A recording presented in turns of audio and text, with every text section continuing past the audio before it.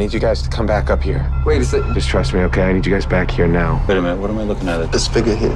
Whoa, is that? It gets ugly in a hurry. Is that figure right? Looks pretty right to me. No, you mean you were wrong. Margin call unfolds over the course of a single suffocating day and night. But within that narrow window, it manages to capture the tremors of an entire financial system on the edge of collapse. The film drops the viewer into the glass and steel world of a large investment bank just as the early signs of the 2008 financial crisis begin to surface, long before the headlines and the public panic.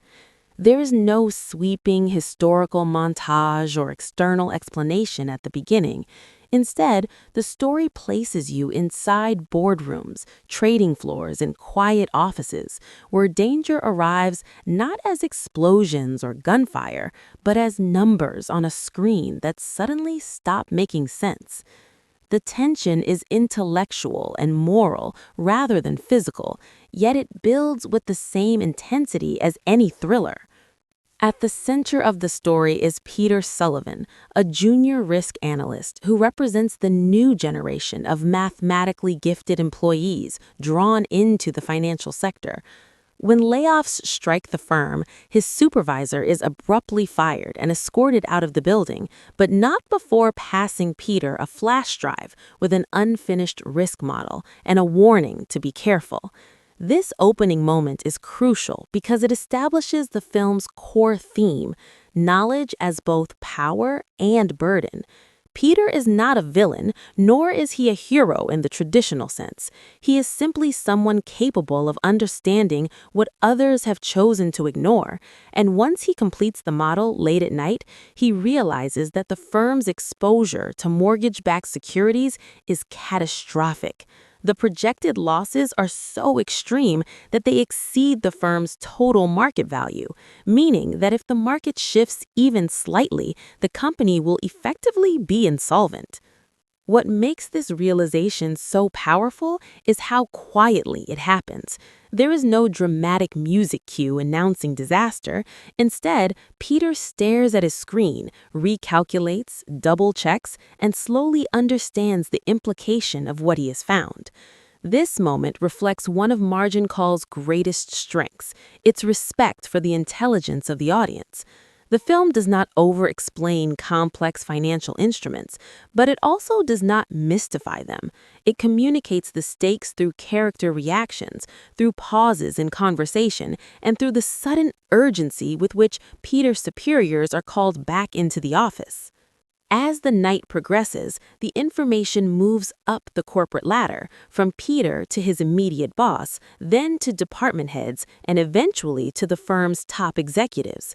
Each step upward reveals a different attitude toward responsibility, risk, and morality. Some characters are visibly shaken, not only by the potential financial loss, but by the broader implications of what their actions might do to the market and to ordinary people who are completely unaware of what is coming.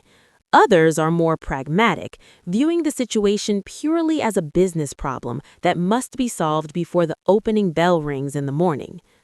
The film carefully contrasts these perspectives without explicitly telling the viewer who is right or wrong. Instead, it lets conversations play out in conference rooms lit by city lights, where characters debate whether they are responsible for the damage their products may cause. One of the most unsettling aspects of these discussions is how abstract the consequences seem to those making the decisions. Words like positions, assets, and exposure are used in place of homes, families, and livelihoods. This deliberate distancing is not portrayed as cartoonish evil, but as a byproduct of a system that rewards detachment and efficiency over empathy. As senior management becomes involved, the tone shifts from confusion to ruthless clarity. The firm's leadership quickly grasps the situation and arrives at a brutal conclusion. The only way to survive is to sell off their toxic assets before the rest of the market realizes their true value. This decision is framed not as a desperate gamble, but as a calculated act of self-preservation, even though everyone involved understands that it will accelerate the collapse and transfer massive losses onto other institutions and investors. The ethical dilemma is stark, yet the film resists simplifying it into a single moral lesson. The executives argue that if they do not act, the firm will fail and thousands of employees will lose their jobs. In their view, sacrificing the market is preferable to sacrificing their own company. Margin Call excels in showing how easily moral lines blur under pressure. Characters who initially express discomfort gradually rationalize their participation, convincing themselves that the system has always worked this way and that stepping aside now would change nothing. Others cling to personal codes of honor, even as they recognize how powerless those codes are within the larger machinery. The film repeatedly returns to the idea that no one person caused the crisis, yet everyone played a part in sustaining the conditions that made it inevitable.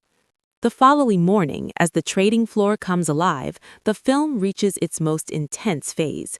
Traders are instructed to dump assets at any price, and the atmosphere becomes frantic.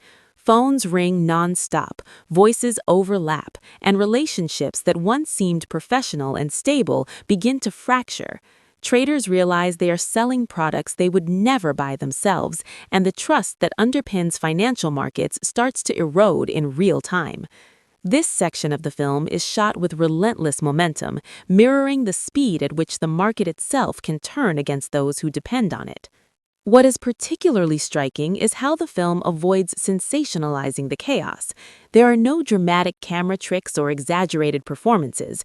The panic is conveyed through clipped dialogue, strained expressions, and the sheer volume of transactions being executed. It feels procedural and devastating at the same time, reinforcing the idea that enormous harm can occur through routine actions carried out by people simply doing their jobs. Amid this frenzy, the film pauses to focus on individual moments that humanize the crisis. A senior executive reflects on the nature of trust and fear, admitting that the market is built on confidence rather than certainty. Another character, who has spent decades in the industry, acknowledges that while the tools and terminology change, the underlying patterns of greed and panic remain the same throughout history. These reflections give Margin Call a philosophical dimension, suggesting that the 2008 crisis was not an anomaly, but part of a recurring cycle driven by human behavior. The film's restrained approach extends to its treatment of blame. There is no single antagonist orchestrating events from the shadows. Instead, the system itself becomes the central force, shaping decisions and limiting options. Characters frequently justify their actions by pointing to incentives, expectations, and pressures that predate them. This does not absolve them of responsibility, but it complicates the question of accountability in a way that feels realistic and unsettling. One of the most memorable elements of Margin Call is its dialogue, which balances technical language with emotional subtext. Characters speak in measured tones, even as they discuss catastrophic outcomes, revealing how normalized extreme risk has become within their environment. When emotions do surface, they often take the form of quiet resignation rather than explosive anger. This understated style reinforces the film's sense of authenticity and aligns with its broader message about the quiet, systemic nature of financial collapse. As the day draws to a close, the immediate crisis within the firm has been addressed, at least from a survival standpoint. The toxic assets are gone, the damage has been passed along, and the company has bought itself time. Yet, there is no sense of victory. The mood is somber, reflective, and heavy with unspoken consequences.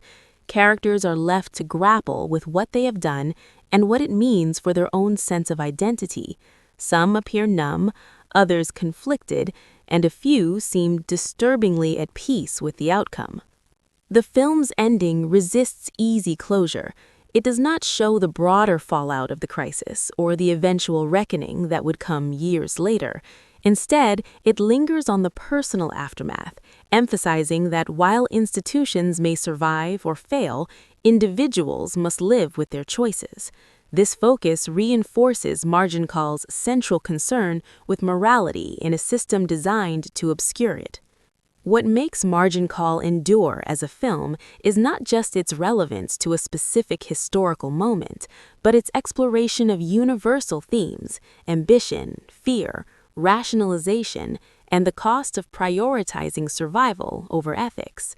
By confining the story to a single firm and a single day, it captures the intensity of decision-making under extreme pressure, while also suggesting that similar moments are constantly unfolding in less visible ways.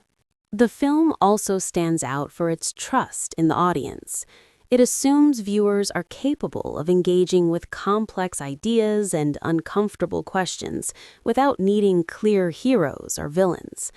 This approach may not offer the emotional release of more conventional thrillers, but it delivers a deeper, more lingering impact. Long after the final scene, the questions it raises about responsibility and complicity continue to resonate. In the broader landscape of films about the financial crisis, Margin Call occupies a distinct space. It does not aim to educate through satire or to dramatize events through spectacle. Instead, it operates as a chamber piece, focusing on conversations and choices that, while seemingly mundane, carry enormous weight. Its power lies in showing how quickly stability can give way to panic when underlying assumptions are exposed as flawed. Ultimately, Margin Call is a film about moments of truth, not just in financial terms, but in human terms. It asks what people do when they are confronted with evidence that their success is built on a fragile and harmful foundation. Do they step back, accept the consequences, and attempt to change course? Or do they press forward, convincing themselves that survival justifies any action? The film does not provide a definitive answer, but it makes clear that the cost of avoiding that question is paid far beyond the walls of any single firm.